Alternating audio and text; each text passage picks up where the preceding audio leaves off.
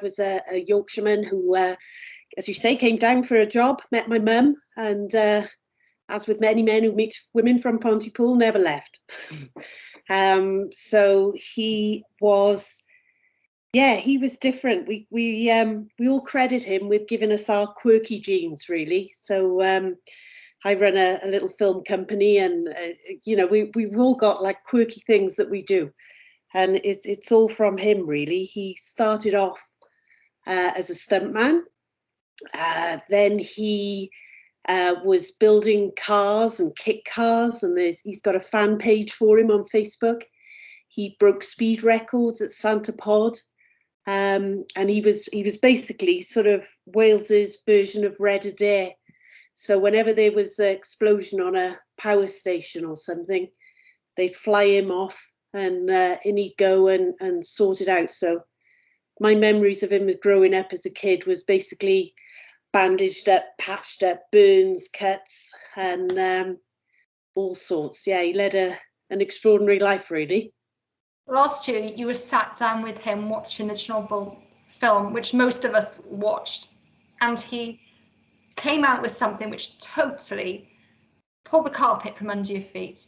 Yeah, we thought he was joking, because he went quiet, and it was the bit where they were on the tunnel, the pipe, and the pipe was leaking water, and it was that bit, and he said, well, I think enough time's passed now, I can tell you, I was there. And we were like, oh, shut up, Dad, you're lying.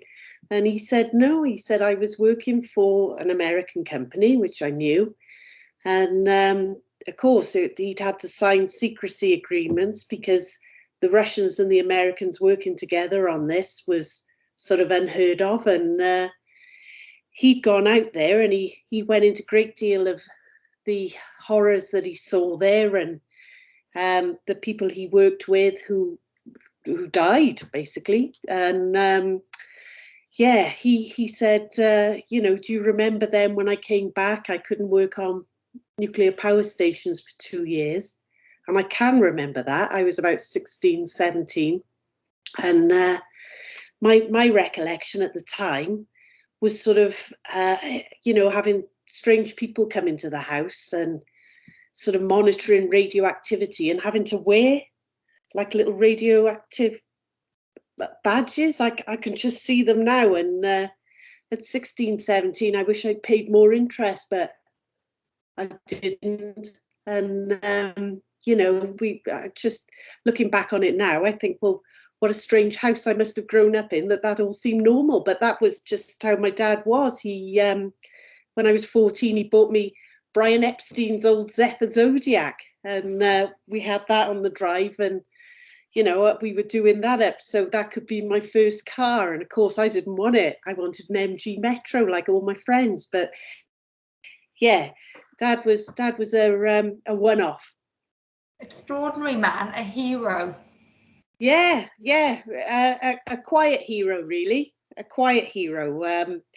You know, he was just as happy. He spent some time in hospital last year during the lockdown, in the summer months, and he was just as happy, sort of helping out all the elderly people on the ward there who couldn't sort of get in touch with family because they couldn't use phones or anything. He put himself forward as the go-between to many families, you know, who couldn't get in touch with their loved ones any other way.